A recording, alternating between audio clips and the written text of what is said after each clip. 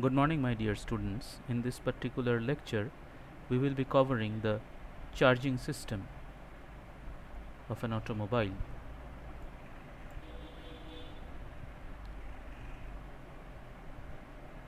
So, the power source for all electrically operated devices on a car referred to as the charging system. This is the definition of a charging system.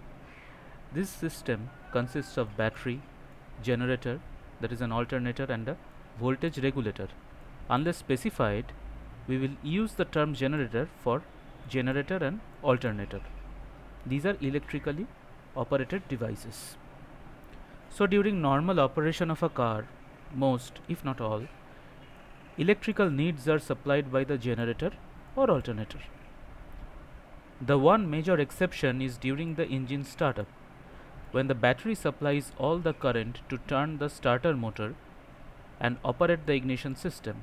Also, there are times when, while driving, when the battery supplements generator output to handle excessive loads. An extreme example is when the engine of a standard car is idling in traffic with ignition, heater blower, lights, wiper motor, rear window of defogger and stereo, all demanding electricity at the same time. So multiple devices are asking for electricity at the same time. So it is obvious that the battery plays an important role in the electrical system, because that is the source of energy, that is the source of power. So let us study the different properties and different constructional details rather of a battery. It's helpful to think of a battery as a place to store electricity. It is actually storing chemicals, not electricity.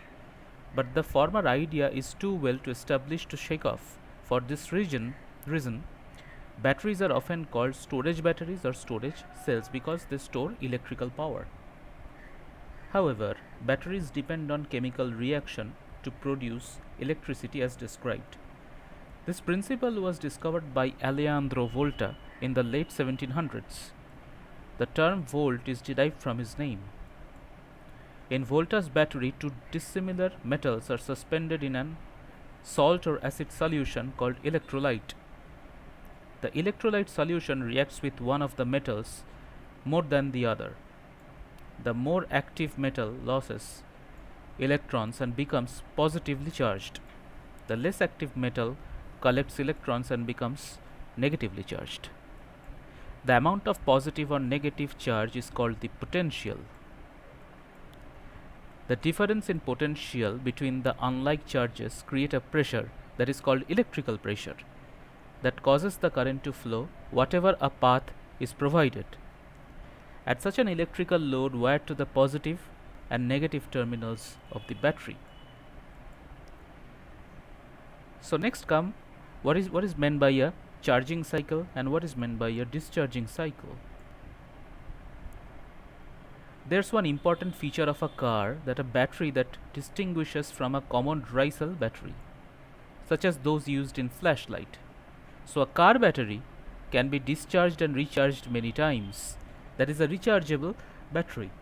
Standard dry batteries cannot be recharged because the chemical materials are depleted in the process of making electricity.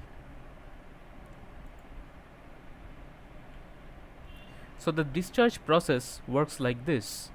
Let's begin with a fully charged automotive battery.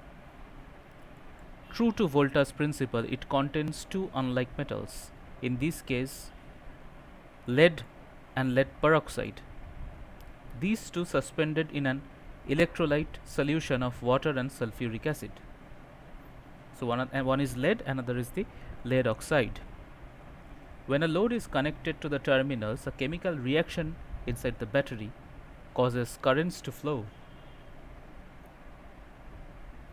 discharging the battery, and eventually both the metals will become lead sulfate and the electrolyte plain water. At this point, no more electricity can be made, so the current flow stops. The battery is now fully discharged. The charging process reverses these conditions. running an electrical current through the battery causes the metals to become dissimilar again and changes the electrolyte back to sulfuric acid.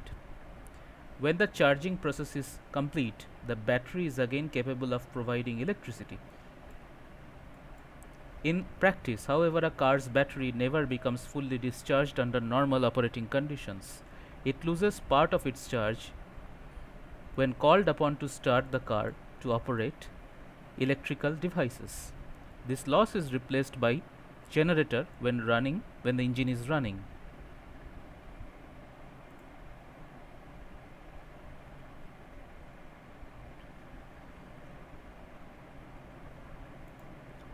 So with proper care, the car battery can undergo continuous charging and discharging cycles over many years before wearing out. So warning symbol is given over here. During the charging process, all the batteries generate some hydrogen gas. Even the sealed types, that is highly flammable. If ignited by a stray spark or open flame, it can explode, causing personal injury or damage to the car. So this is a precaution. So next comes the construction of the battery.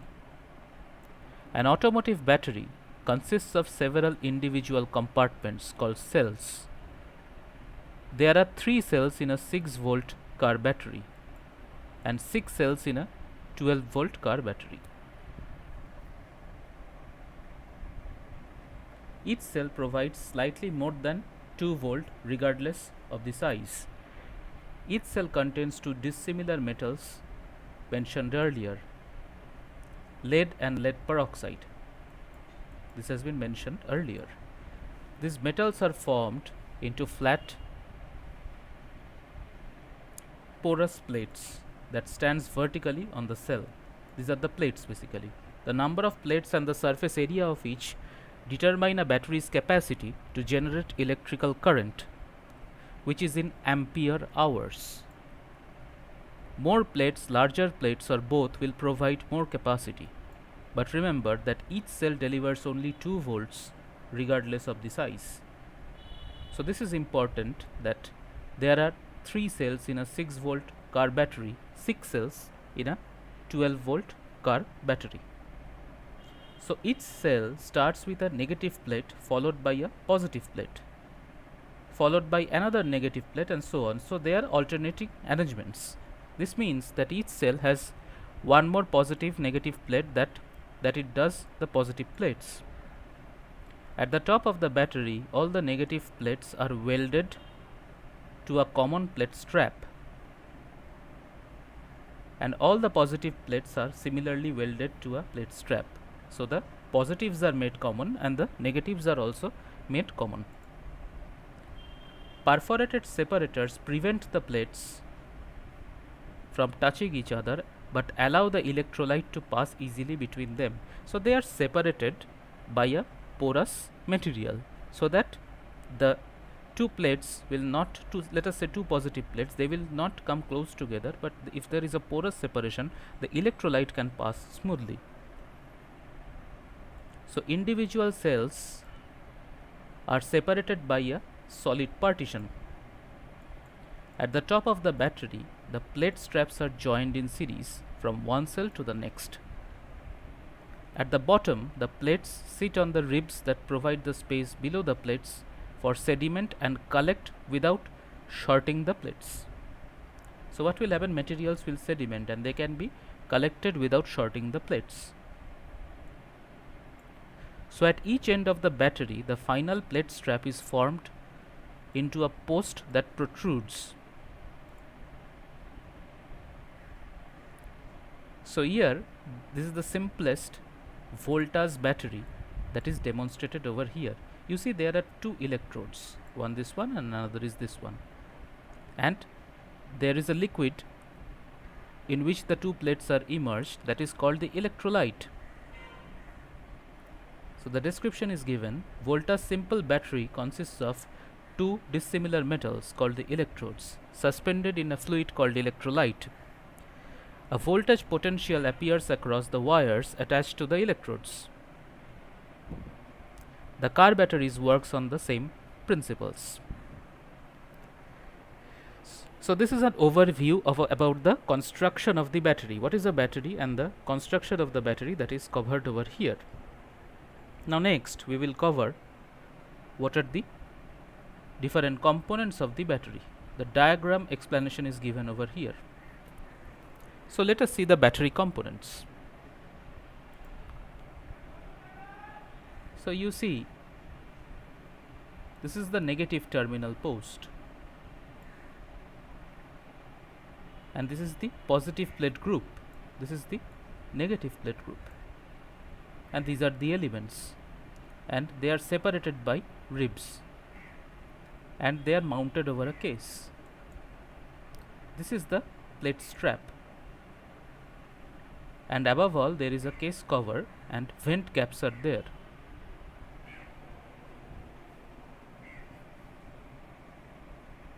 So you see, the positive plate, it is a lattice type structure, it is a meshed structure where there are feet over here. This is the supporting feet, and you see the positive plate is made up of PbO2, that is lead oxide, and the negative plate is made up of lead.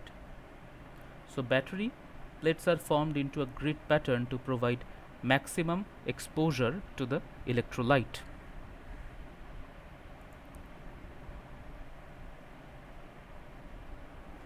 So you see, this is a low maintenance battery. The diagrammatic symbol or the diagram is given over here. So the low maintenance battery include heavy duty plates, propylene plastic container, this is the plastic container, rubber separators. So these are the rubber separators. So there are rubber separators in between the plates, and the separator protectors are molded into plastic. One shown over here to check the electrolyte level and add water as needed. Other types are sealed for life. So it is encased in a container, and separator protections are there.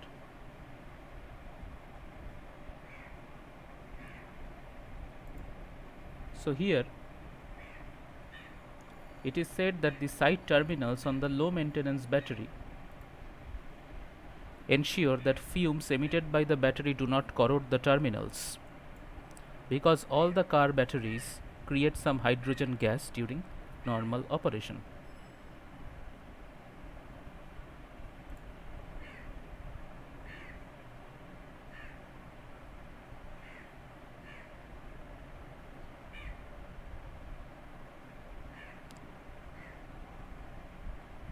So you see over here that on post type batteries, the terminal posts are tapered, with the positive post being larger than the negative to differentiate each other. So it is 11 by 16 inch and 5 by 8 inch respectively. That is the relative size of the positive and the negative terminals. The size difference makes it less likely for you to attach the cables in the wrong post. So to ensure that you do not make a wrong connection, there is a size difference between the two terminals. The tapered posts require clamps on cable terminals. So good quality cable clamps are sized accordingly. Cheap clamps are not. So quality is a major factor, and for that obviously the cost will be higher. So many battery manufacturers are offering batteries with the terminals at the side of the case rather than the top. Side terminals are internally threaded to accept a mating cable with a built-in bolt. So regardless of the terminal construction, terminal polarity is always identified either on the negative terminal of the battery case. So positive terminals are identified with P or POS, that is positive, plus or a red paint. So these are the symbols. And the negative terminals are N negative, this minus, or paint of some other color other than red, often black. So the black is negative, red is positive. This is some of the battery manufacturers take up this convention. So some batteries have removable caps to permit periodic checking of an electrolyte level, and in this case distilled water is usually recommended for topping of low cells. So never add electrolyte. So distilled water is recommended for topping of low cells. So many new batteries are sealed for life. The chemical composition inside the battery is such that very little hydrogen gas is given off at normal charging voltage. So little of the electrolyte is consumed over the life of the battery. So sealed batteries are preferred because they eliminate the need of periodic maintenance. The types with the side terminals are designed so that the terminals and the battery cables are located below the battery vent hole, reducing the terminal corrosion. So gel cell batteries are specially constructed to withstand severe shock and good for such applications such as road off racing. The plates are conventional batteries that can short out when subjected to excessive vibration check or shock. So these are the different types of batteries. So one important thing is the cost and another important thing is the quality.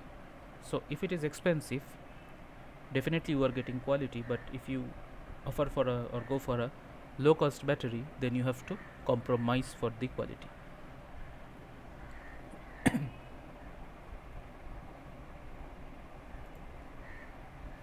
So next comes the battery ratings. So two different systems have been used to rate the battery strength and output ability. So the present systems was developed during the 1970s. In the earlier system developed by Society of Automotive Engineers SAE, a battery was rated in ampere hours. Often it is given by AH or ampere hours. This is the symbol. So ampere hours are determined as follows: with the battery's ambient temperature at 80 Fahrenheit or 27 Celsius, determine the maximum continuous amperes that a battery can deliver for 20 hours, with each individual cell maintaining at least 1.75 volt. So this is the convention taken up by Society of Automotive Engineers, that is SAE. For example, 5 continuous amperes into 20 hours is equal to 100 ampere hours.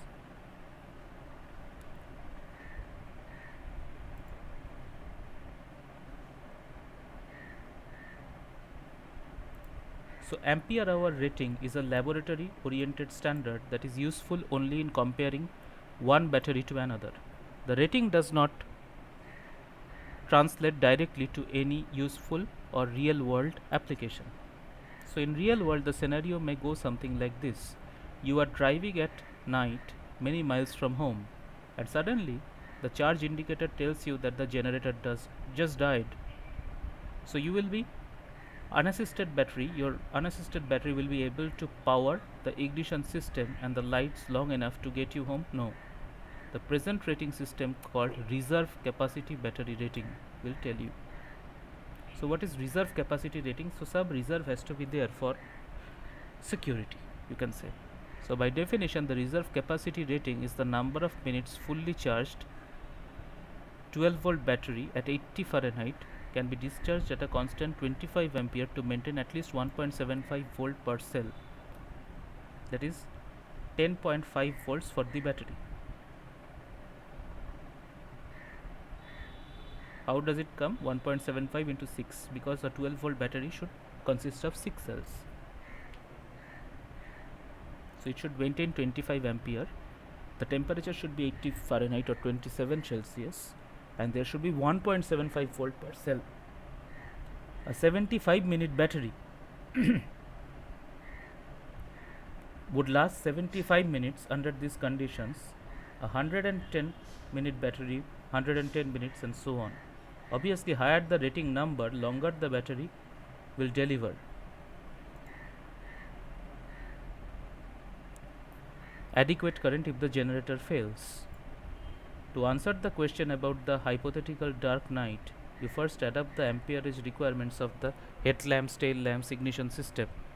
Divide the number into 25 and multiply the answer by the reserve capacity rating of the battery. This will give you the actual number of minutes the battery will last under such conditions. So an example is given over here.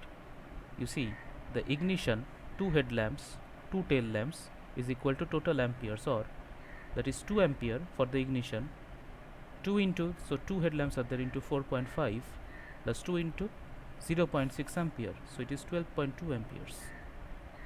So 25 standard amp plus 12 cars ampere is equal to 2 ampere approx. So if you divide this, divided by 12, it will be 2 ampere approx.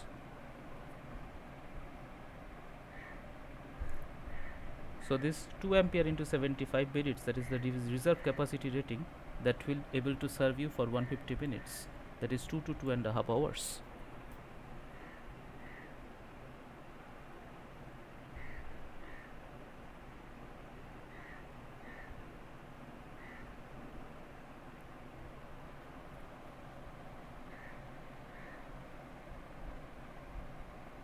So this is a very good example that is cited over here.